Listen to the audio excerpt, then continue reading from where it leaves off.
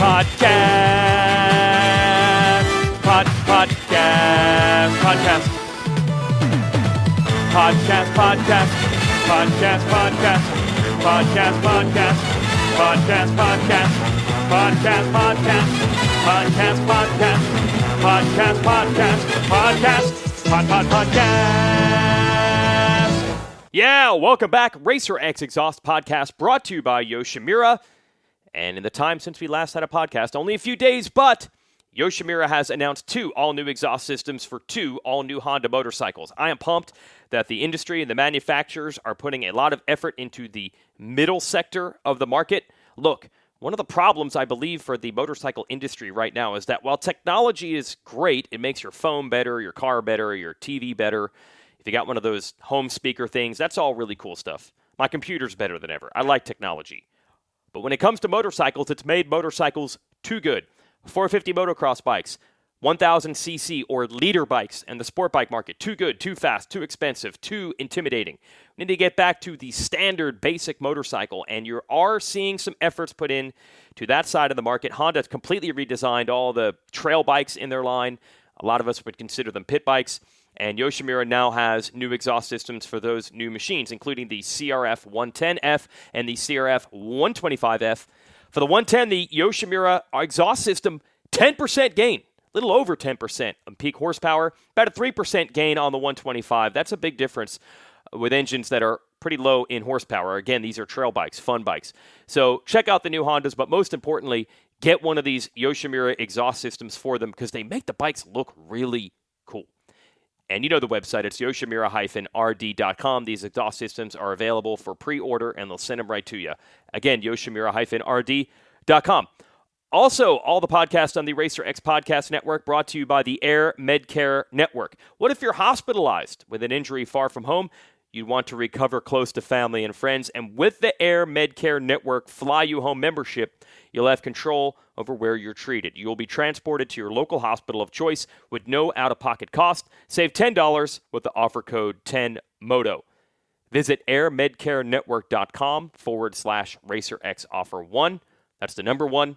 Again, airmedcarenetwork.com/RacerXoffer1.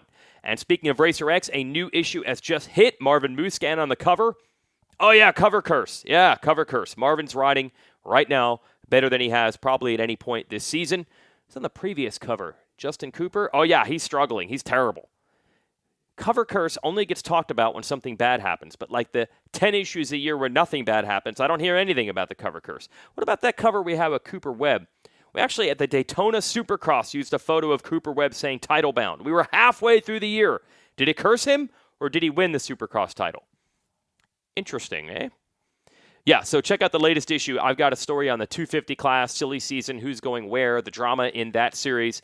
That's exclusive to the magazine. We've got a lot of history pieces, both 50 years of O'Neill gear and also 50 years of racing at Unadilla. Some historical pieces there. 125 All-Star Racing.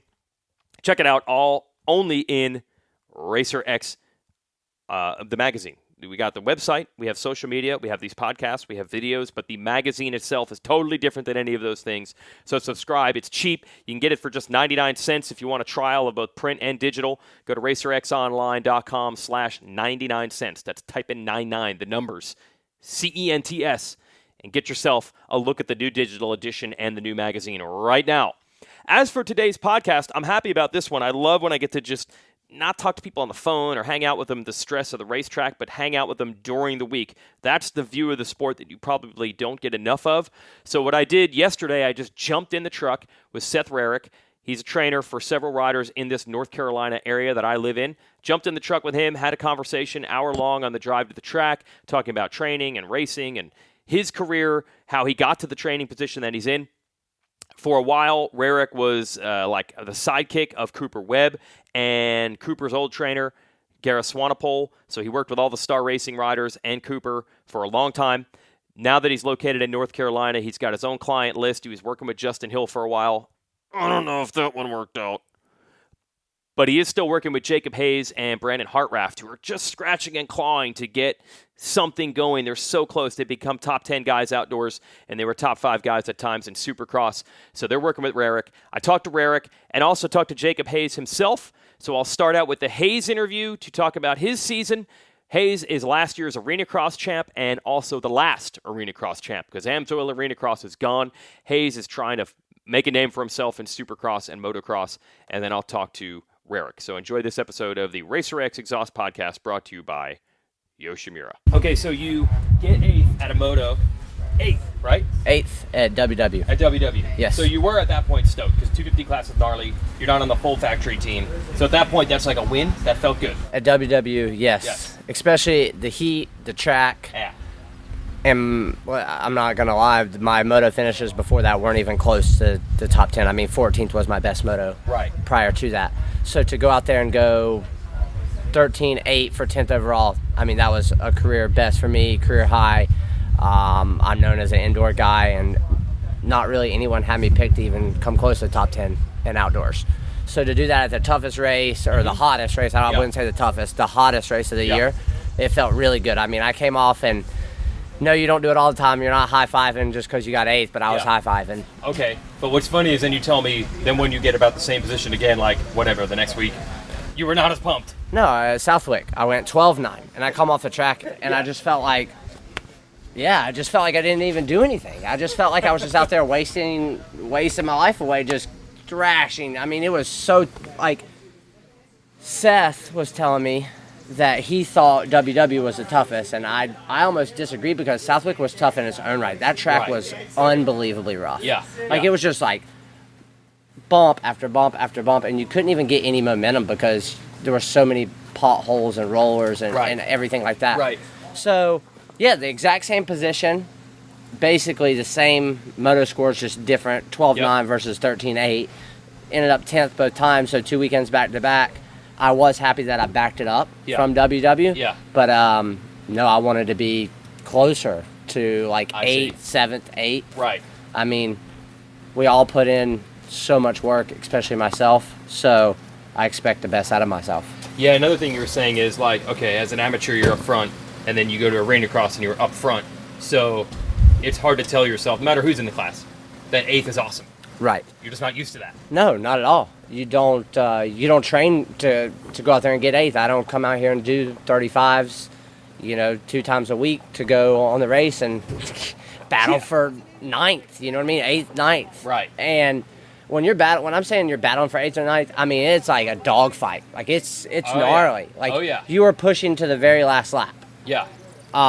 Who were you battling when you got 8th? Well, you actually had to battle your teammate there. I had to battle my teammate. Who else was around you in that Florida moto? Can you remember? Southwick. Who were you battling with toward the end? In the beginning, it was Nichols, Bailey, my teammate. Yep. And we all kind of got shuffled around. Nichols got by pretty much all of us, but I passed Bailey. I passed Marshbanks. No, not Marshbanks. Martin Davalos was in there somewhere. Yep. There was a bunch of us. Right. And Southwick, same thing? Yep, same thing. It was just kind of like the same little group. And, I got through there and got up to my teammate at WW and got past him. And I honestly thought it was going to be just an all-out brawl between me and him until the finish because during the week we just do not want either one of us to be any faster. So it's like each day is just completely competitive, which is good. Yeah. That's what we need to get better. So when I passed him, I thought, oh, here we go. This is because we had like 4 laps to go, and I mean, I was definitely suffering, and so was he. But I was able to get the better of him that moto, and then Southwick. I battled both motos from outside the top 20 all the way into 12th and 9th, and I mean, you come off and you're so exhausted, like you can't even enjoy it. Right. I'm just like everyone dumping water on me because I'm just trying to get cooled off, and when you're riding home and you got top 10 overall, it is a little nice, but still it's just like, man, I feel like I can do better than that. I mean, I want to do better than that. So that bar is always getting higher and higher and higher. It's like the first time I got 10th and I was like, wow, he did it. Yeah. Then I got 10th the next weekend and everyone's like, don't really care. You should be doing better. Right. So it's always just one in front of the other.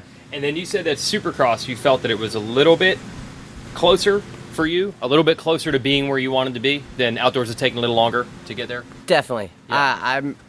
I remember coming up to A1, I was obviously nervous and it was first Supercross and stuff like that. But I knew I could go out there and be up front right off the bat. Like, right. I didn't ride timid all day. Yeah. I had good practice times. I think I led the first couple laps in the heat race.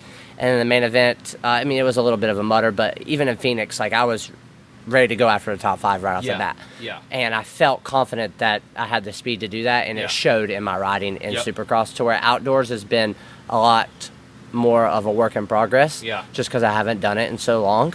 Yeah, so the Arenacross to Supercross thing was a much smaller transition. Yes. Yeah. The window was, Arenacross is short lap times, but it's the same timing, indoors kind of style racing versus where outdoors is you're hanging off the back of the motorcycle going for it, ruts everywhere, to where I'm a little bit more calculated, or I've become that way just because of so much indoor riding. Right. Yeah, so during your whole Arenacross time, were you doing much on the motocross track?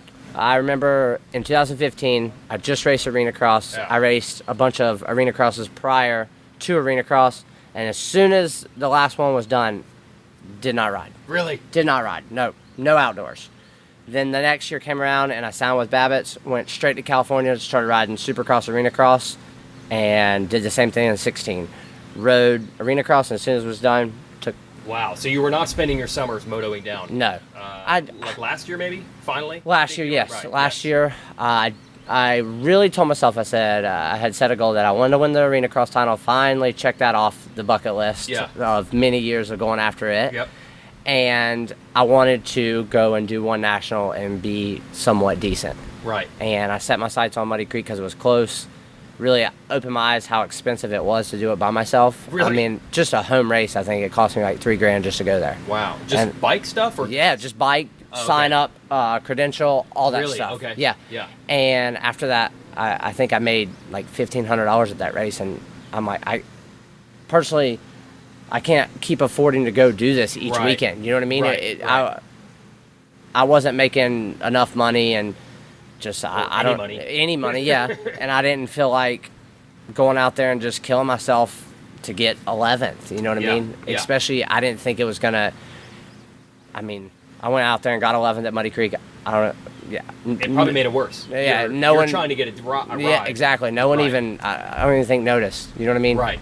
So it was like, all right, well, let's try to get another deal. So then I got the Australian Supercross, and just kind of, my indoor legs are a lot better than my outdoor legs, but I'm getting better. I am getting better. Did you take a little extra, like you're trying to get a ride, you're trying to get better, so did you look at it like, I got to shore up the weaknesses. I got to prove that I can do this Exactly, outdoors. Yep. You did look at it that way. I did, yes. Yeah. That was kind of my motivation going into Muddy Creek. Like, hey, I haven't done this since 2013. My best moto in 12 or 13 was like, I think a 12th or a 14th, so it wasn't anything really that outstanding. Yeah. Nothing overall anywhere close to top 10. So Muddy Creek, I was like, let's dust the boots off and see what we have outdoors. Yep. And yes, it was better, but I still knew I had a lot of work to do outdoors. And then this year, it's just been a steady progression, getting better to where at WW in Southwick, it was just kind of like the point where all the hard work was paying off. Okay, you did start the Supercross year out, like you said, like right around top 5. So I'm like, oh man, dude, give it like 5 weeks, he's gonna be a podium guy. It didn't turn out that way. So what changed? Or was it just, I know you got hurt a little bit and stuff like that. Yeah, so... Were you thinking that, by the way? Like, oh, dude, if I'm 5th today, I'm going to be battling for wins. Yeah. I knew I had a ways to go for the wins and stuff like that. But, like, after Oakland, I remember I got a good start. Like, I battled top 3 in the heat race, win kind of right around there. And then the main event, I worked my way through guys. You know, I passed McAdoo and Dakotas. No, not Dakotas. He was, I don't know what place he got. I don't know. Yeah. Oh, yeah, I think he did. Yeah. I think so. Yeah. Worked my way into 5th, had a strong 5th. Like, I'm like, heck yeah. I knew that track was kind of technical. Oh, yeah. And then even A2 in one of the Triple Crown races, I was running 3rd for, I don't know, 8 minutes of the 10. Yeah. So I was like, all right, after Oakland, I'm like, let's try to get a podium. Heck yeah. I mean, not taking anything away from all the guys. They're great competitors, but I just felt that confident indoors. Had the mud race in San Diego. That was a wash. That was, not good. And then went to Atlanta. and had I don't know what the break was, like 3 weeks, Yeah. 3 weekends, Yeah. 4 weeks. Yep. And went to Atlanta, and I hadn't ridden the East Coast Supercross ever. So Yeah. it was a little bit of an adjustment in Okay. practice. But basically, they call it the heat race, but it was the main event for us. Yes, yes. I got 5th. Okay. So I was battling Mosman, and I was battling up front. You know what I mean? I think I beat Nichols, and then, like, yes, it was a heat race, but it was a main the event. Entire West Coast. Right, so Yes. there was another 5th, and I'm like, Okay. all right, feeling Yep. good going to the main event. Caught a 3rd place start and ran 5th for 8 or 9 minutes. I held off Justin Cooper, like all those guys. Yeah. So I'm like, wow, this is going really good. The end result wasn't as good because I gave it everything I had. Right. Gassed myself. I don't even think I was breathing for the first 8 minutes. Okay. Yeah. I was probably taking some little breaths in, but it wasn't much, so I just gassed out. But then after that, it was honestly, I think the very next week, I was trying to get into some outdoor riding and went down super, super hard. Oh, okay. Broke a bone in my hand. And I just kept trying to, like, look past it because it wasn't like one of those injuries that was like, okay, you have to get it plated, you have to get a cast on it. Right. They were just like, we can't do anything for it. Okay. So I'm like, all right, well, I'm going to try to do, what was it, Denver, Houston. Denver, Seattle. Yeah, Denver, Seattle, Denver, Houston. yeah. Yep. That's what it That's was. right. And I remember going to Denver and riding practice. I'm like, it's not great, but I think I can get the Right. job done. Right. And had you pretty much not ridden that entire break? Yes. Yeah. So you're rusty. I was rusty. I Yeah. was, especially on Supercross, I was over jumping, casing. It was tough because Yeah. you have to be so on, especially with Supercross, the timing. So I got the whole shot in the heat race, led a lap, got 3rd in the heat race. So I was like, all right, that's Yep. not bad. Yep. Went to the main event, was running 4th. Me and Mosman were passing each other back and forth. He tagged me, put me on the ground, got up. I was still in 6th. I went to pass Marshbanks for 5th. We collided pretty good, slammed my hand, and I was done. I couldn't even put my hand on the handlebar. Right. Like, it was so sore. Yeah. So then the next week, I'm like, all right, let's do everything we can to recover and try Yeah. to go to Seattle. No, we're just talked about Seattle, right? It's Seattle, then Houston, I think. Okay, Yeah. Seattle, then Houston. Try to go to Houston. Yeah. And it was a triple crown at that race. And qualifying, it's just, you're riding injured, and it's never good. Right. And it was a struggle the whole time. And So that was where we changed. Like, Yeah. coming out of Atlanta, you were definitely like, okay, this is within sight here. I'm on track. Things are going the way I want them to go. yes, and I Yeah. felt very confident Right. after that because I felt like my speed had taken a big leap because that was the East-West shootout. Sure. All the guys Yep. were in there. Yeah. I think I was like the third West guy for those first 8 minutes. You know what I mean? Yep. So there was still a couple of things to work on. Yeah. Moving forward, we were good, and then the injury definitely. It put a very, very big, it took me back quite I a see. bit. Right. And then I had to take time off. The team was trying to sit me down. They were trying to tell me, man, you're making it worse rather than better. Right. And we Right. could tell that I was taping it. I was doing everything I could. Yeah. And I just couldn't hold on. Right. So then it was like, all right, let's get ready for outdoors. We're not doing Vegas. And it was tough to end my Supercross season like that because at the time, I think when I left Atlanta, I was 7th in points, I believe. Right. So to go from 7th and struggle the 2 races and not race the finale in Vegas and get 11th in points, I just didn't feel like that was where I saw Yeah. myself, you know what I Right.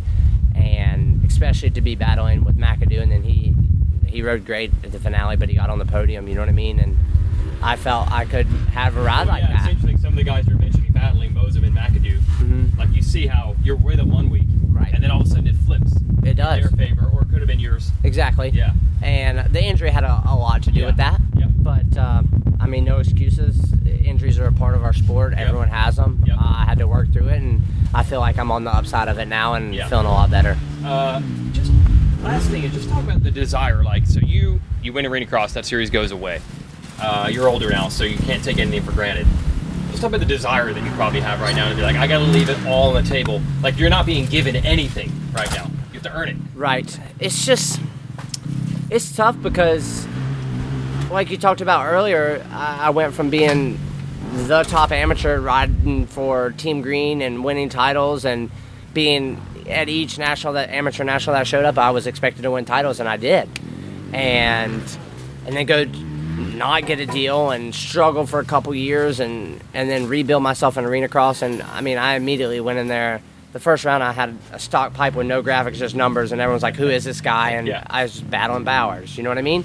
Well, some people knew who you are because you said you were going to. Right. Bowers. That's true. And but you actually did. I did. So. Well, I don't know if battle is the word. I think, yeah. You were going to hit him, and you did hit him. Right. Yes. But just as soon as I stepped into Arenacross, I was expected. I mean, even after that, the very first night of Arenacross, I got on the podium. So it was just like I set the standards super high right off the bat. And the second year, I mean, had the points lead going for the title. As we all know, it came down to the final race and blew that away, which was, I mean, that was a dumb mistake on my part. Right. But what you're saying is you were a contender to win races and the title as soon as you showed up. Exactly. Right. And it was big for me because I was rebuilding myself. I had kind of just went under the radar for a couple years, 12 and 13, and then came out in 14 swinging. So worked my way through there, and then when Arenacross was done, it was like I was so high on the championship, and then they all sit me down and tell me that, hey, no more Arenacross, which in my heart, that's not where I wanted to spend my career. I did not do all this in the amateurs and sacrifice myself and my family so much. As everyone knows, you have to sacrifice so much to race the sport. And I didn't do all that just to ride Arenacross. Not knocking Arenacross. I had a lot of fun there, made a lot of money. It was a very competitive. I think it's really good. I wish it would come back because it taught me a lot of what I know now. Yep. So you just grew up dreaming of racing Supercross. Exactly. And then not knowing if I was even going to get a ride, and then Christina Denny called me with the Cycle Trader Rock River Yamaha team and got that opportunity, and I've just tried to make the most of it. Each time this is crazy to say, but I mean, your life's on the line. I mean, my livelihood is on the line. I mean, the bills, I've got a house, you know, you got to pay the bills somehow, and you know, at this point, you know, I'm going to the races and I'm making only the money that the races pay me, which is not a lot, but I am thankful for that. And it's just like, if you don't go out there and do good, then I mean, I look at it as I just wasted a chance to prove myself. Right.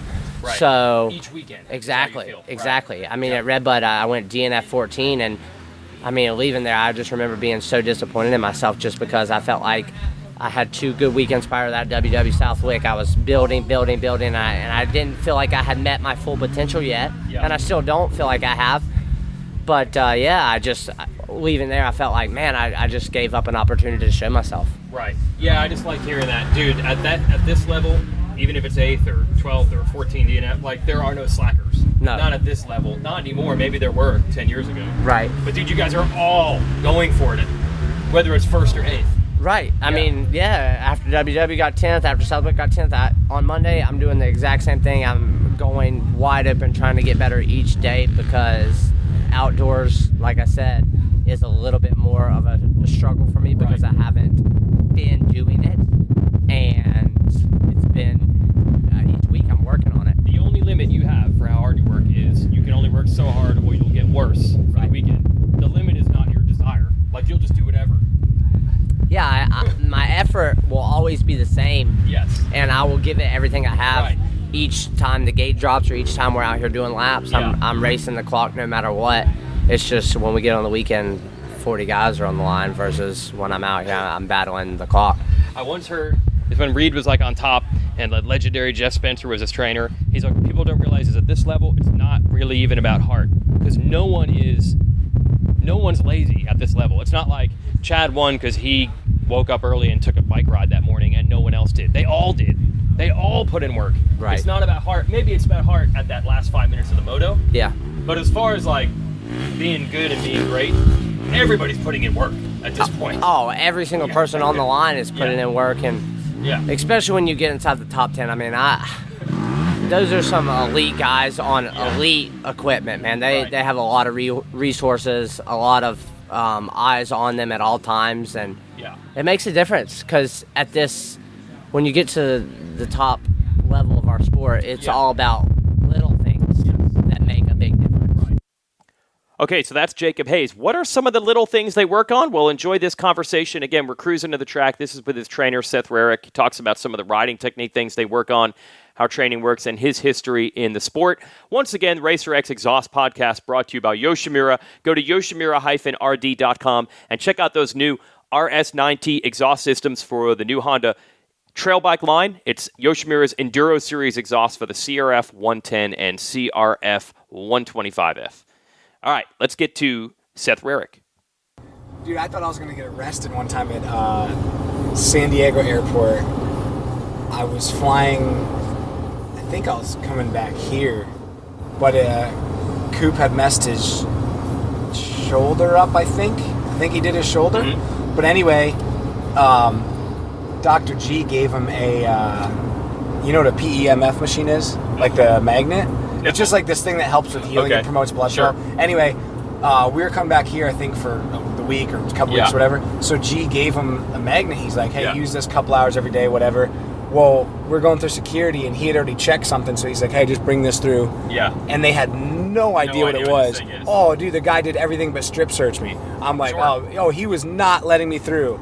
He had no idea what it was. It set the alarm off. I'm like, oh, here we go. Yeah. They don't know. Why would they have ever seen this The thing? only reason they actually let me on the plane is because everyone in security was freaking out, and like the head of TSA, assuming he was acting like the guy's boss. Yeah. His son played hockey and got hurt and used it one time, so he knew what it was. So if that head dude had not been there, who even knows? I probably would not be here talking to you right now. I'd probably still be locked up. I'd be a terrorist, I guess. I don't know. They were freaking out, man. Okay, so wait, 2015, you were still racer guy. I was, That was my last year, 2015. Okay, that's still fairly current. Like, I feel like you've been around in this trainer role for a long time. It honestly feels like a different life.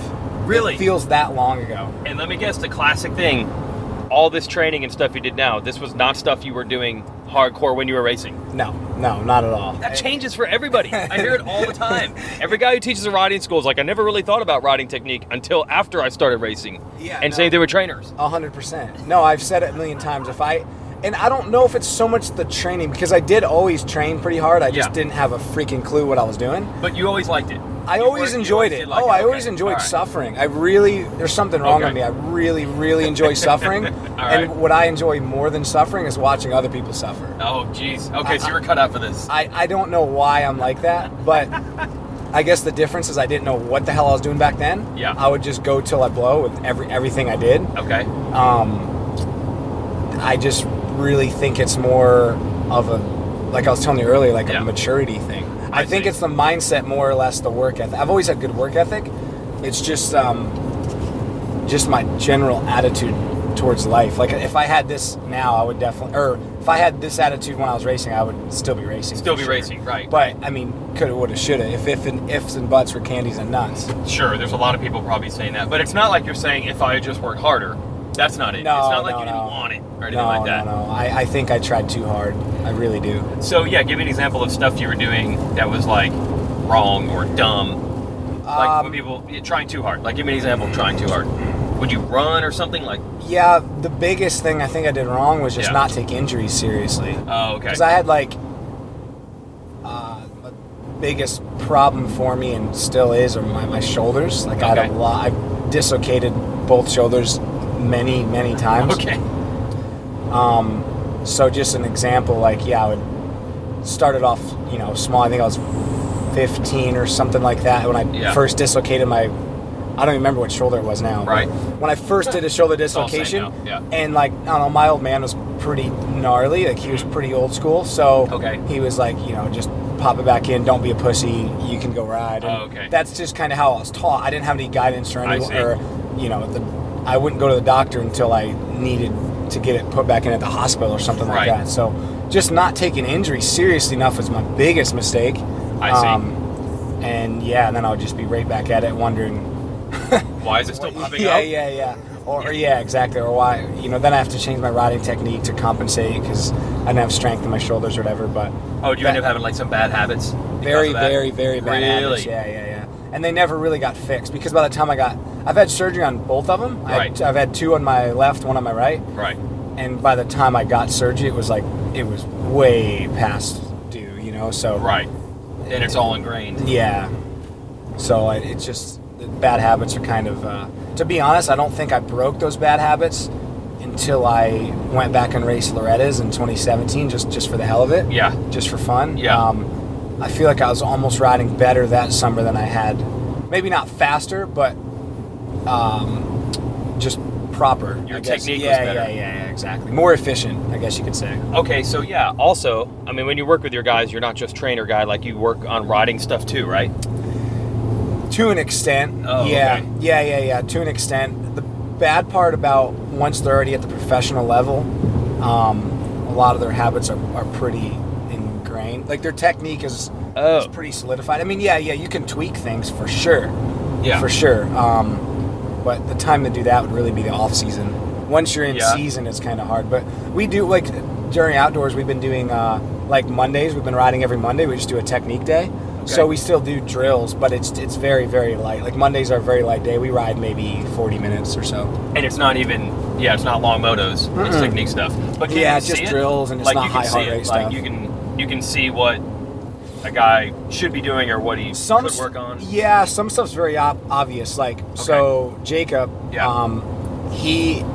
I think before this year, he was the fastest guy in the world for never touching his front brake. He literally, you could take his front brake off his dirt bike and he would not know. I don't know how. How's that even possible? I don't know how he raced his whole life and went so fast without touching his front brake. Like, wow. My front brake is a lifeline. Like, I literally ride with a finger on it at all times. Okay. For 99% of pros, the front brake's a lifeline. Right. He'd never even touch it. He'd be ball-fisted, just twisting her. Like, what? Yes. And that was, we started riding, Supercross back in, when he got back from Australia, it was mid-November. Yeah. It was the first thing I said. I'm like, dude, what are you doing? Like, do you not use your front brake? And I guess in Arenacross, you could get away with it because they're mostly bowl turns. All right. Just sliding it around? Is that what you're doing? Like just stomping on the rear brake and sliding? I guess that's what he was doing. Yeah, I have no idea, but that's great. He still struggles with it. We've worked hard to break that habit. Yeah. Or I should say to form that habit of using it. Yes. He's gotten way better, especially outdoors, because you're hitting off cambers at high point. You need a front brake. Okay. So he's gotten a lot better, mainly because he's had to. But I swear to you, if he was to go back and race Arenacross right now, I think he'd go right back. Just, take the front brake off. We don't need that thing. So what do you do? Like, do you do drills on that, on front brake? Yeah, when he first started riding Supercross, or not first, but when he got back from Australia, we would do I think we spent 3 weeks of we didn't even do motos. I would just have him do motos, or just do riding sessions, just using your front brake. Like, I wanted him to take the rear brake off the damn thing. Wow. Just so he had to stop somehow, you know what I mean? And then it'll creep back in every once in a while, so that's why you gotta, like, tune it up. Yeah, it gets bad when he's, when he's in a race or in something where it takes his mind off of it. Yeah, in a battle, I would think. All of a sudden, you just start going on instinct. Yeah, right. Exactly. He just starts going back to good old ball fisting. Now, are these things you can just see, or do you have to ask? No, that was very obvious. You can see it. That was super obvious. Yeah. I literally, I never, ever saw his finger on his front brake, ever. I see. It's that simple. You're just looking at the finger on the lever. Yeah. Wow. But there's certain stuff that stands out that we work on. For the most part, their technique's pretty ingrained at this point. Right. But, like Brandon, for instance. Yep. Another thing, it's more noticeable in Supercross. But, he just sits down way too much. Okay. And he loves a good seat bounce. Okay. Like, he'll seat bounce anything. Right. Not supposed to be really doing that, right? Isn't it unless slower? You need to. If there's like a 3 out of a corner, you need to. Right. You need the height, then you're on a 250. He's a bigger kid anyway. Then obviously you need to seat bounce it. But he'll seat bounce anything at any time, and it's more of a lazy habit. And obviously is it less energy? Is it less energy to seat bounce? Depending on the obstacle we're talking about, most of the time, yes. I see. Most of the time, it's a very lazy habit. Yeah, you can just keep your ass in the seat. You don't have to use your core strength or leg strength to stand up. Obviously, the Supercross track, the G-forces of a rhythm, they want to put you in the seat anyway. Right. But it's a lazy habit to let it do that, and then it causes you obviously to go higher, and then you're wasting time in the air. Sure. But like when he first started riding Supercross his rookie year, I mean, there was some tracks he would be losing a half second just jumping the damn triple. because he'd want in the air because he'd want to seat bounce the damn thing with hang time. Yeah, the only thing I'll give him, sometimes I'll let it slide still because he can scrub like insane. Really? Yeah. He can scrub like Stewart in 03. So if I see him sitting on a face, but he's any energy he's saving by sitting, he's actually using more by scrubbing and still saving time, I'll let it slide. Yeah. But the moment he stops scrubbing that thing, I'm like, get your ass off the seat. I see. Yeah, so the faces on a Supercross jump are so steep that you're almost doing a squat to not sit. Yeah, exactly. Like it's pushing you into the bike. And it's not just Supercross. At High Point, for example, they I guess they call it the Carmichael Corner this year. They put that new. Okay. I guess that's what they're calling it. All right. Anyway, it's kind of hard to explain, but if you backtrack from that, the step up going into the, I guess it'd be called the pro section. Yeah. Really steep step up after the off camber. Mm-hmm. He was sitting off that.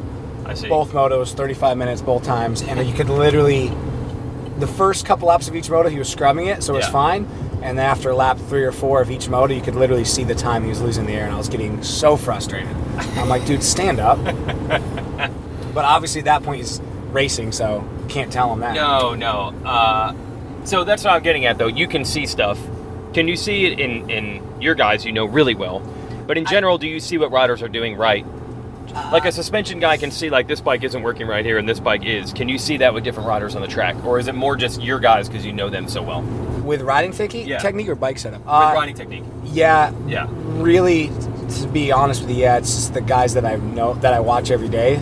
I see. That you I know all really their well. Little thing. Yeah, some guys like Budman. Budman's amazing at just watching he could see a stranger, a random guy he's never seen before in his life. I see. Watch him do 2 laps and pick out 5 things. Really? Yeah, and I'm not gonna lie, that's not my strong point at all. Okay. At all. But the guys I'm with every day, some things are obvious, like Jacob not using the front brake. It's like, I'm like, dude, what are you doing?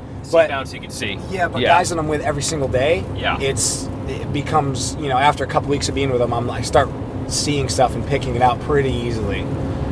Interesting. All right. So do you find yourself getting better at it now that it's been like a couple years of this is my job, this is what I'm doing? Yeah, I do. Yeah. I don't actually notice I'm getting better at it until I hop on a bike myself.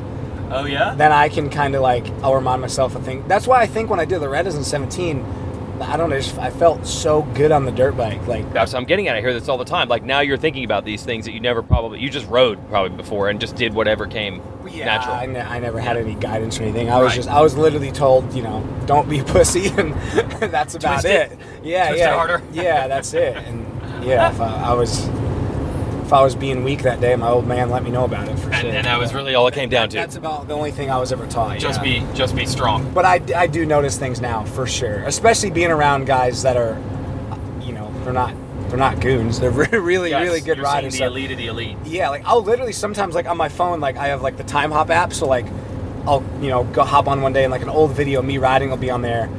And I'll watch it and I'll be disgusted with myself. Dude, what was I doing? I look like an idiot. But I think partially is because I'm around. I watch guys every day that are at or near the top of the sport. And right. Yeah. So when I hop on a bike now, I almost feel. I'm definitely not faster than I was, but I feel like technique-wise, I'm probably look the best I ever have. There you go. Yeah, there you go. So did you ever think this was something you'd want to do? You liked the work part. But did you ever think I could be a trainer? Or did it all just kind of accidentally fall into place? Yeah, 100% accidental. Really? I never ever had a plan past racing. I don't think many racers do. Right. And to be honest, I wasn't even planning on stopping racing after 15. Okay. I was still gonna keep racing, but if I remember correctly, I think it was another shoulder surgery I needed to get that kind of put the icing on the cake for me. In 15 or end of the year? It was end of the year. Yeah. Right. It actually would have been technically 16 because I raced all the way through 15 after I raced because I was in Canada that year, but then it ended early, so I raced Ironman. Okay. And then I went back home. I was still living back in New York at the time, and in the Northeast, in the fall, there's so many good money races. So I hit all these money races. Yep. Actually was, kind of enjoying it then more than I've ever had. Okay. And then I went out to California to stay with Coop for a bit, and I needed another need to get I messed my shoulder up again, so okay. I need to get my shoulder fixed, and that was, I still could have kept racing, but I was over it. I was so over it, just struggling. So how did you become buddies with Cooper? We'll probably both tell you different versions of that. I love it. I love because it's all accidental. That's what you're saying. It's not like you remember this. It's not like there's a first date. No, everything was accidental. From he's got a pretty funny version. He'll tell you. But my version, from my memory, when he was on 80s, he used Factory Connection suspension, and they're based in New Hampshire, obviously. Oh, geez. Now this is going way back. This is going back to his mini cycle days. Oh, yeah. This is like 08, maybe? Okay. 08, 09, somewhere around there.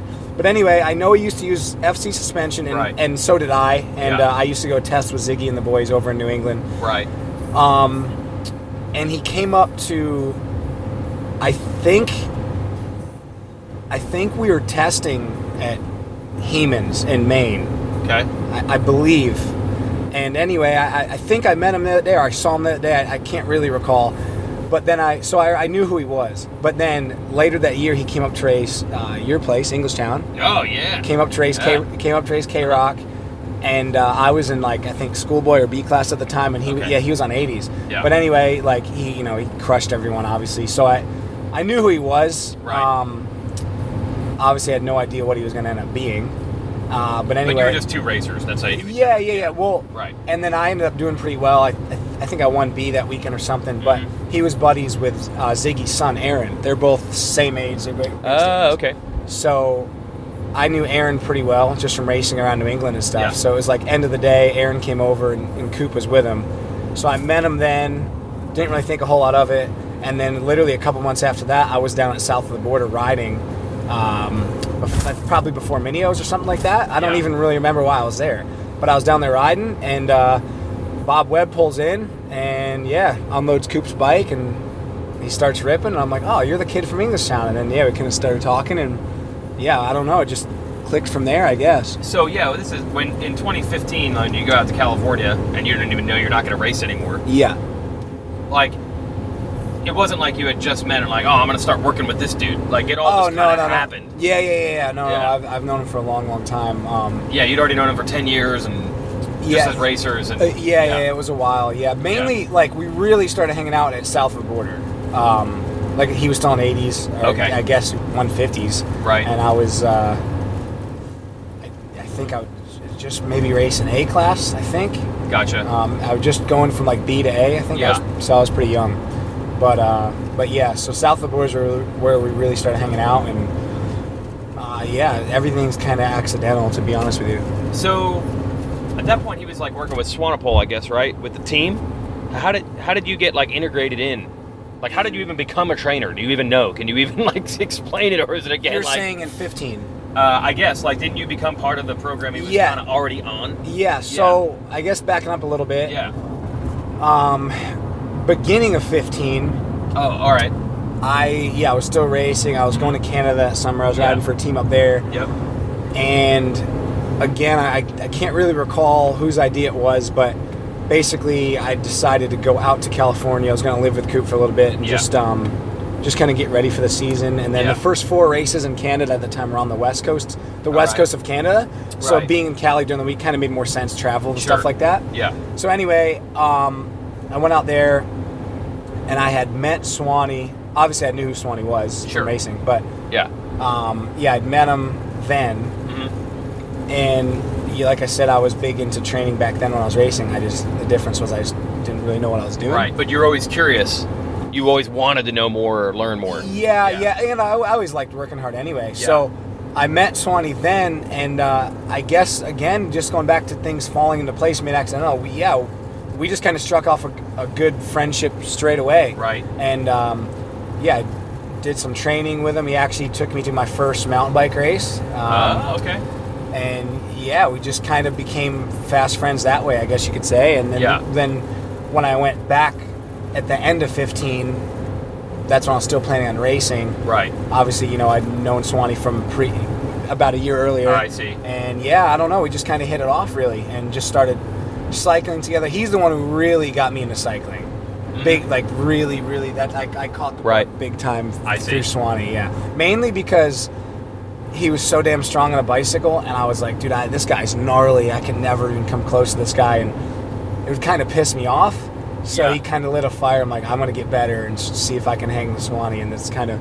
It's kind of funny, but yeah, he's helped me a lot. I mean, so it actually started with you as a racer, working with him a little bit here and there. Yeah, tiny bit. Not even really working with him, just more or less Coop just being a good friend, and if he had a gym session with Swanee, invite me, say, hey, you want to come work out with me today, or if we had a cycle, or he had a cycle, I should say, just him kind of inviting me and me tagging along, and I never wanted to be that guy that was like, intruding or being in the way, right. But I don't know. Me and Swanee, he's an easy guy to get along with. And we got along from day one, really. So it turned from Coop wanting me to tag along to, then Swanee texted me after, just him separately saying, hey, you want to go for a ride on Sunday or something like that. I see. Right. Yeah, we hit it off that way, and just got the ball rolling pretty much. It's funny because I think on the outside, fans see Coop on the podium and they're like, oh, dude, he throws shade at guys. He's got an edge to him, which he does. But I do tell fans, I'm like, yeah, but the people I know that know him, like that are friends with him, they'll tell you like he's a super loyal guy to 100%. To his gang, like behind the scenes. And I've seen like when Phil goes to races, it's not like Cooper's like, I'm Supercross points leader, I don't talk to you anymore. Yeah. Like he's a super good. It's not what you see on the podium. No. It's not what you're getting. No, 100%. I could. From just a fan's perspective, like a random fan's perspective, I could see how they think that way. Right. Because to his competition, he looks like he's got like a shell around him. Yeah, I'm not hanging with you, dude. He's got a great poker face for sure. Yeah, exactly. But if you're one of Coop's friends, he is a very, very loyal person. As am I, and we've always gotten along really, really good. And to be honest, there's like 3 people in my life that I've met that I would not be where I'm at today if not for meeting them. Yeah. I mean, there's more than 3, but there's 3 that come to mind who have helped me tremendously. Yeah. And I know will always be there for me if I need them, and that's going way back to when I was a kid. Jimmy Dakotas. Really? Yeah, Jimmy and his family helped me so much. Wow. Cooper. Coop till this day is still helping me out. And then Swanee. So like those, wow. I mean, there's much more than those 3, but just off the top of my head, 3 guys that have been, almost, if it's kind of like a domino effect. Like if this thing didn't happen, then I wouldn't have met this person. Then I wouldn't have met this person. But like, going way back when we were kids, Jimmy, I traveled everywhere with Jimmy. My dad didn't have any money. We were struggling to eat, let alone go racing. Yeah. And his family helped me so much. So, wow. It's kind of funny how all that works. Yeah, because what I'm getting at here is like, so you were with Cooper and Swanee for a while. Now you're kind of doing your own thing, but it's not like they're like, oh yeah, we just worked with this guy for 2 years and now we're done. Like you're still tight with these guys. Oh, 100%. Yeah. To me, they're, without getting like, sentimental or anything, but they're family. They're family. They really are. Like, I would never view that as just a work relationship, and that time of my life's done. It's like no, they're friends for life, and they've done a lot for me when they didn't need to. That's the biggest thing. It was like they didn't really need to help me like they did, and for one, I don't really know what reason, but they did, and I'm very appreciative of that. And even now that Cooper is doing well again, it's not like I'm just basing on going to the races and seeing Phil doing this vlog that he did, and it's like all Travis Beam and all these local guys here in the area. Cooper's like, come on in the truck, let's hang out. And I'm like, that's cool. Like, he's back to being up on top again, but he didn't like sell out all his friends and be like, I moved, I live in Florida, I don't associate with you guys, I'm the Supercross champ. Still seems pretty down to earth. Yeah, extremely. Yeah. There's way too much ego in this sport, or I guess any sport. Yeah, probably. But I can't stand people like that who, are rock stars when they're on top of the world. But no, Coop's not like that at all. No, he's a very, very true friend of mine, and he's helped me a lot. So. Okay, so what made you did decide to go in your own direction though? Like you could have hung with Coop, could have stayed with him in some capacity, but you didn't want to, or you wanted to do your own thing, and maybe with Swanee, how did you end up being your own guy? Yeah, to be honest, with Coop, we never really talked about that because obviously when the KTM thing came up, part of that was going to Florida, working with Alden, that whole deal. But you told me you just didn't want to go to Florida. Yeah, I guess, we never even talked about it. I was totally against that idea from the beginning. For yourself? For myself, not for him. No, not for him. Right, Yeah. No, for me. Yeah. I just kind of had my mind set from the beginning. I wanted to stay in North Carolina. Yeah. I love it here. I feel like this is home for me now. Right. I've lived pretty much everywhere. I never wanted to live on the West Coast, and I guess to give you a short answer, that's the main reason I'm not working with Swanee anymore, is I just don't want to live in California. Okay. I have no problem going out there. To be honest, like I went out there from Vegas to Opala just a couple months ago, and I really enjoyed it. Right. But I think I enjoyed it so much because it was only a 3-week stay. Okay. Living in California, I've always said that's really not going to be me. I'm an East Coast guy. Yeah. I guess that's the short answer. There's many factors as to why I split off on my own. But yeah, that's the main reason. North Carolina. Yeah, I love North Carolina. Right. The coupe thing, I guess we just never talked about it. I didn't really want to go to Florida because I just got my own place here in North Carolina last year. Yep.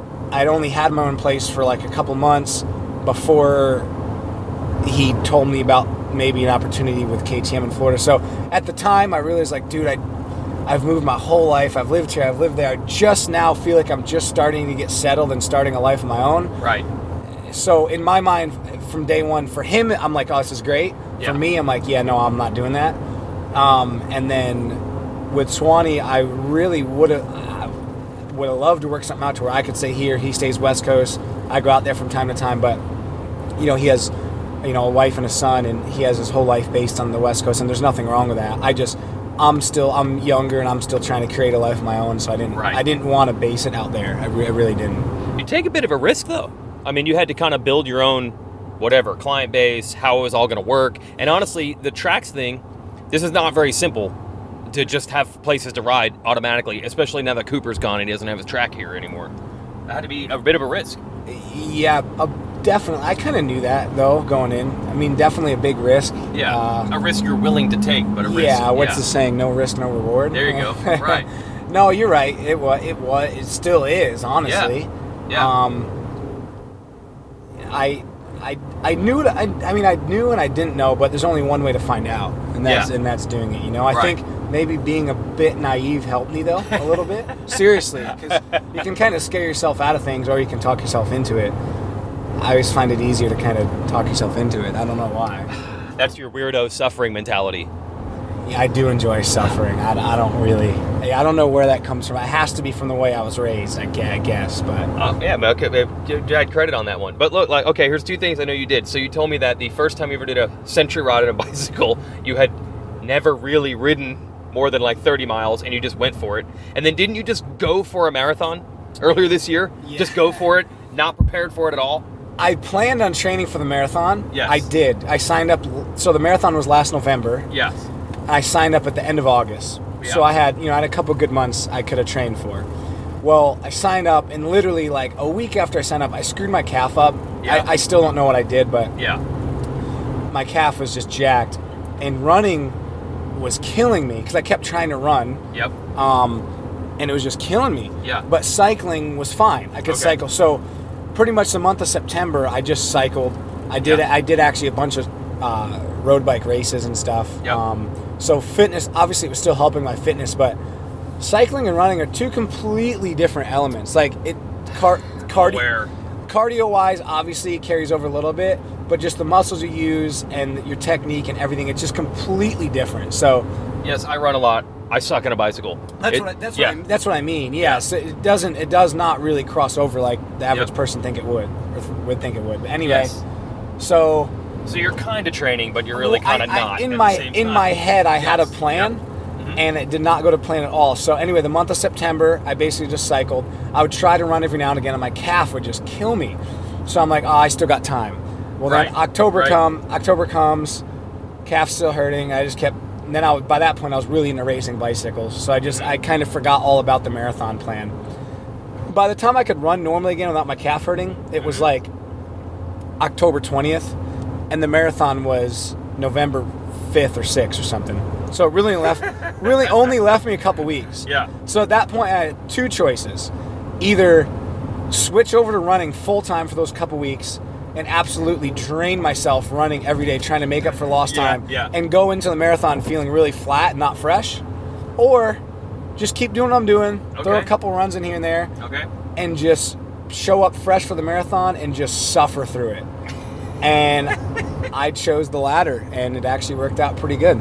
Well, that's what I'm getting at. Like, that's doing I'll do a century ride. I've never ridden more than 30 miles. Or I'll do a marathon, and I know I'm really not prepared, but I'm going to just suffer through it. Or, hey, I could have security here and, like, try to slip in with Coop or try to stay on with Swanee. Like, to me, that's all the same. Like, you're just going for it. And it may or may not work out, but you kind of have a no risk, no reward, or whatever you want to call it, or talk yourself into it mentality. And maybe in the long run, you're better off that way. Maybe so. You're the first person ever made me think of that. That's what I do, man. I overthink these things. Yeah. I would never think of it that way. I just kind of do what feels right, I guess. But I'll tell you what, the marathon didn't feel right about 2 days after. Oh, was it bad? Again, being naive in that situation really helped me. Because it's pretty dangerous to... Before I did it, I never ran more than a half. And... that was a while before, so... Yes, what was the longest run you did, like, leading up to it? No, that's what I'm saying, a half. But it wasn't like I ran a half a couple days prior. Like, the longest run I did... You mean in your life the longest you'd ever done was a half, right? In my whole life. Right. The longest I have done was a half. And what was the longest in, say, like, those last couple weeks you had? Oh, maybe 8-9 miles. 8 miles? Yeah, not much at all. And I was running the marathon. But, see, I lie to myself so badly that I believe my own lies. Like, what I mean by that is I trick my brain into thinking something's not that bad. So what I did the morning of the marathon, they have pacers. You know, they have guys that hold their sign what their time is that they're going to run it in. Okay. Well, I had never done a marathon before that, so my goal was 3.5 hours, which is about averages an 8-minute mile pace, maybe just under, I think. That's ridiculous. But we'll see. I viewed it the other way. So when I normally go running, if I go run, like, so this morning I ran 7-minute pace. So, like, I'm normally around a 7-minute. I'm a 6:30 to a 7:30 guy. Okay. 7:30 on a slow day. So to run a full marathon, averaging an 8-minute mile, I did the math in my head. I broke it down. I'm like, dude, this should be cake. It really. Okay. To me, an 8-minute mile should be easy. You're backing it down in your mind. If you only do 8, you're cruising slowly, and you can do a whole marathon. That's exactly. Yeah. 8-minute mile for me is like pacing. So I thought, okay, this should be no big deal. Yeah. So all I did the morning of the marathon was I found the 3:30 pacer. I found the dude who holds a sign who says, hey, I'm going to run this in 3.5 hours. Uh-huh. So I told myself that morning, hey, all I got to do is just run next to this guy for 3.5 hours. All right. And it'll be easy. No big deal. So that was my game plan. Well, about 20 other people had the same idea. So when we took off, there was I'm like tripping over people. Like, there's a group around this guy. Yeah. But I had it in my head. I'm like, nope, I'm sticking to my game plan. I'm running with this guy for 3.5 hours. Mm-hmm. And that's it. Then I'll go celebrate after. Well, we're running. I have my headphones in, kind of zoning out. Well, next thing you know, the group of about 20 that started this guy, they're kind of slowly, disappearing.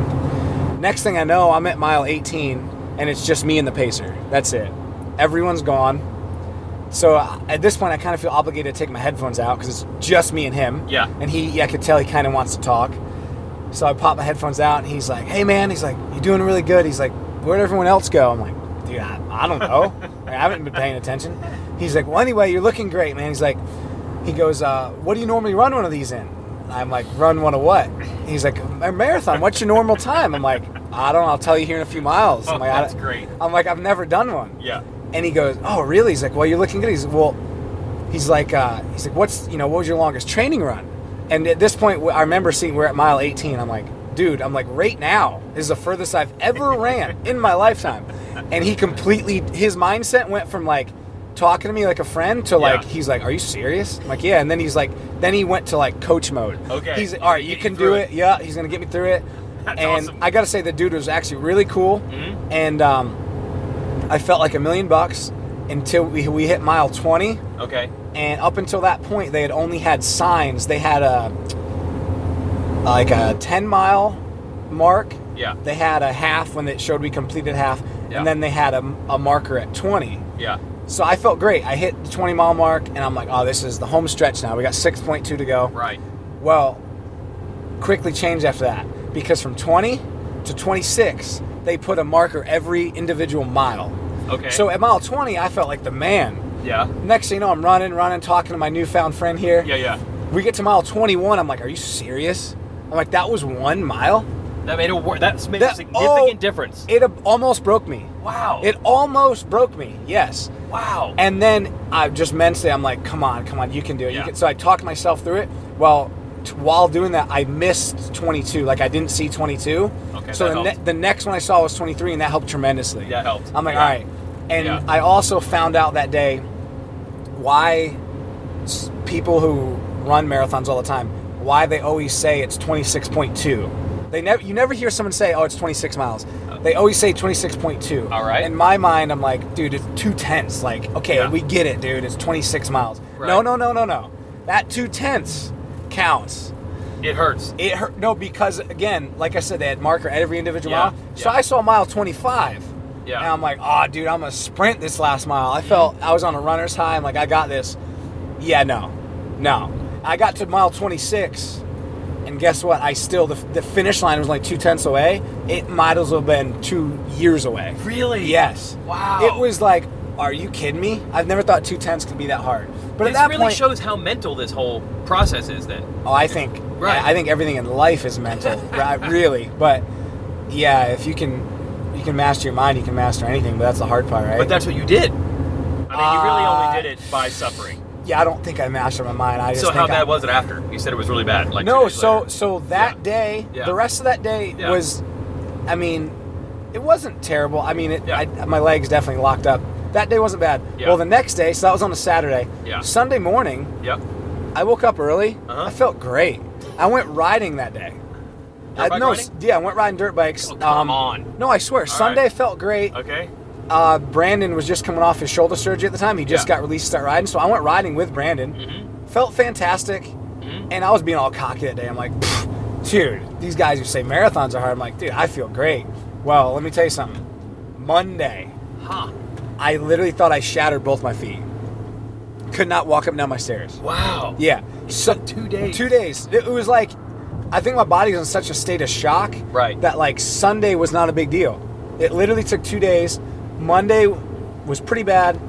Tuesday, I was like convinced my feet were broken. It was unbelievable. It was that bad. And then by Wednesday, I started coming around. But it was a full week to 10 days before I felt normal. But that's what I'm saying. Being naive helped me, or at least I feel like it did, because it's actually, I didn't actually research running a marathon without training for it until after I did it. Yeah. It's actually pretty dangerous. You can hurt yourself quite bad. So that's where being naive helped me, because I didn't know any better. I'm just like, well, hell, just run. That's it. 3.5 hours. No big deal. Right, because with that 3.5 hours, you could have had so many negative thoughts, but you didn't even know what they were to have them. Exactly. You could have been like, dude, I'm doing serious damage to my body right now. Yeah, exactly. Yeah. And I had no idea. And really, my attitude towards it was like, man, there's 24 hours in a day. Yeah. If I can't take 3.5 hours out of my day and suffer, then, just count me out. It's my time to go. But it's not really that simple, actually. Is it? Like, well, no, but you have to tell yourself that. Sure. You have to. I mean, I lie to myself very bad all the time. I train at a very low level, but I know what you mean. Like when you get to you got 5 more minutes to go or 2 more minutes to go, you think to yourself, what's 2 minutes? I can make a cup of coffee in 2 minutes. 2 minutes is nothing. It isn't nothing when you're actually doing something super hard, but these little tricks you play on yourself, right? To make yourself believe that it's really not as difficult as it is in the moment. Yeah. You were just doing that at a very high level. Yeah, exactly. Tricking yourself. Yeah, I've tried to become a master at lying to myself. I still have a long way to go, but sometimes it works, sometimes it doesn't. That day it just happened to work for me. Okay, back to your riders and coaching riders or training riders. You can't necessarily do that. Like, you have to actually be respectful of not blowing it out and not hurting people. I don't mean hurting people, injuring them. Yeah. So you can't run that mentality. You would think the goal of a trainer on the outside, people would think the goal is no pain, no gain, push them past their limits, make them believe what they can do, what they can't do. But that actually doesn't, that probably works worse. So you got to tune that out a little bit. Right now that works worse because we're, dead heat of summer. Season. In the season. Yes. You can ask Jacob today about the off season though, and you did push dudes. Yeah. I hope so, because, dude, every trainer I talk to is like, you don't understand, man. It's really about rest and recovery and not overdoing it. I'm like, at some point, you got to be working hard, right? No, it is 100%. At this point, it's way more about rest and recovery, than, in my opinion, than at any other point of the year. But there is a gnarly point at some point. Yeah. It's got to be in there somewhere. Yeah, each guy is different, I guess, though. But there's something to be said for pushing yourself past what you think you're capable of. Yes. So I feel like to get some point in the year you are doing that. Yeah, most of the year. Oh, good. Okay. I mean, outdoors is freaking gnarly. Yeah. So I've been very, very, lenient in what they're doing. Yeah. But even Supercross, your body can handle such a big workload, more than you think it can. It's like Supercross is 115 minute main event. I mean, come on, dude. It's 15 plus 1? Like, you should be able to. Here you go back to your. Yeah. It's only 15 minutes. I can do a lot in 15 minutes. Yeah, exactly. But I do believe there's a lot to be said for I don't really know how to put it into words. Mm-hmm. It's not so much your body, it's your mind. Putting your mind in a place where you think you literally, if you've never gone before, and you think once you're in that dark place of suffering and hurting, you think you can never get out of it. But then once you overcome something like that, it's like, wow, okay, I can do that, And then there's so many different ways of doing that, whether it's on the dirt bike or running or cycling or in the gym or whatever. There's something different. The same thing does not work for everyone. Yes. But yeah, there's definitely you have to have that. It might not be the same workload. You have to have that trait. But everybody has to have gone through that process. Whatever exactly. It is. It could be 50 miles on a bike for one guy. It could be 250 miles on a bike for another. Exactly. But you have to go through that. Just learning to suffer, really. Yes. Just learning to suffer. Yep. That's a big thing that I have gone through with Brandon this year. He's still young. This is only his second season. Last year he only did a few outdoors and he got hurt, so he's never done a full outdoor season. Right. And yeah, you can ask him this summer. He still has a long way to go, but he's definitely learned how to suffer. we were at the airport going to the race in Florida. Danny Stewart, our video guy, who you probably know, we were getting our bags, and Brandon and Jacob were coming out, and Brandon's like, "Yeah, I didn't know, like, being pro, you like really got to train." And I'm like, wow, what a newsflash. He's like explaining that he's just learning all this now. Yeah. Like, it's really hard. Again though, I think that's just back to the maturity thing. Like, I am sometimes too hard on him because I tend to forget how young he is. Right. He's very mature for his age, and I've known him a long time. So in my eyes, he's much older than he is. Yeah. So I have to constantly remind myself, like, hey, at the end of the day, he's still a kid. I actually see a lot of myself in him. Mm-hmm. When I was his age, a lot of the stuff he does and things he says and the way he acts, I was the same way at his age. So I have to keep myself in check. I'm pretty guilty of being maybe too hard on him at times. Okay. But the ability to suffer and learning to suffer, it comes with age, really. It comes with age and experience. You can't buy that. Right. Any amount of money in the world will not buy that. So that's what he's learning. Like at High Point this year, I got pretty upset, but really had to remind myself, hey, it's only his 7th national he's ever done. You know what I mean? So that's another thing I have to constantly. Yeah, but here's the problem, man. Whenever I talk to trainers and people like that, they talk about it's a long process and people are maturing, and sometimes it takes years to get in shape. Different rates too. Yes, they do. And honestly, like, to really get fit, it takes a long run up to get there. Yeah, you go from boy strength to man strength. Yeah, but here's the problem, dude. The industry, getting rides, getting jobs, doesn't work on that calendar. It doesn't work on that clock. Yeah. Like, if you're Brandon or Jacob right now, like, a couple of results here and there can change your entire thing. You don't get a 5-year run. Yeah, and that's the hard part. The hard part is, A, them realizing that.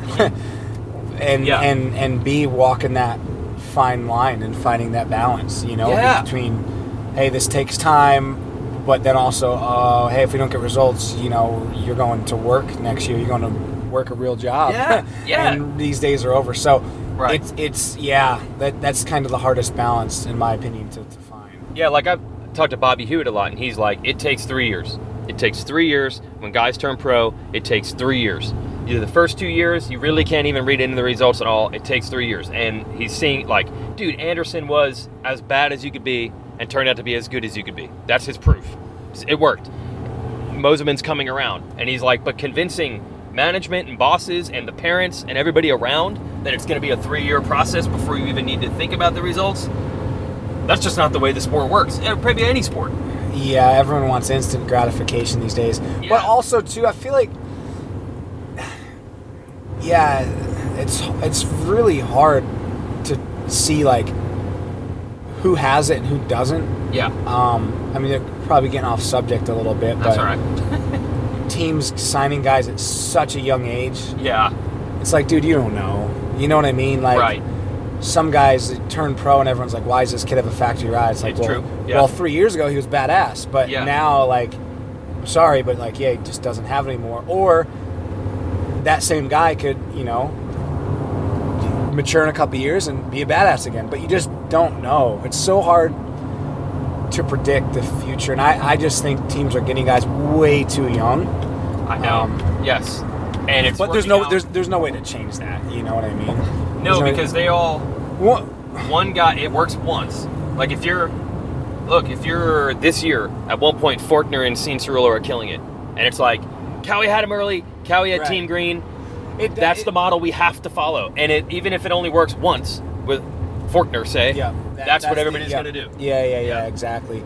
Yeah. And you can't blame teams for doing that. There's really no way to change it. But one thing that does really, really piss me off is, like,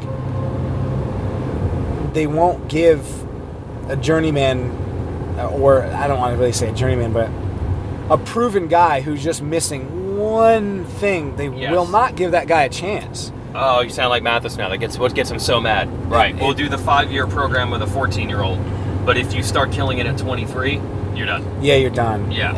Yeah, I don't know. I'm kind of beating a dead horse, so I'll lay off it. But just. Oh, but you're passionate about that subject. Like, very much so. Very much so. And it's weird, like probably because I think I'm kind of extra sensitive towards it because I have 2 guys right now that are the guys they're beating should really be embarrassed. So, and as of now, that neither one of them are getting a chance for next year, and it's like really pisses me off. Right. So your guys, they're becoming top 10 guys outdoors in a gnarly 250 class. Has 20 factory riders. Yeah. So they're right in the middle on a not a terrible team, but not the factory team. So they're really doing well.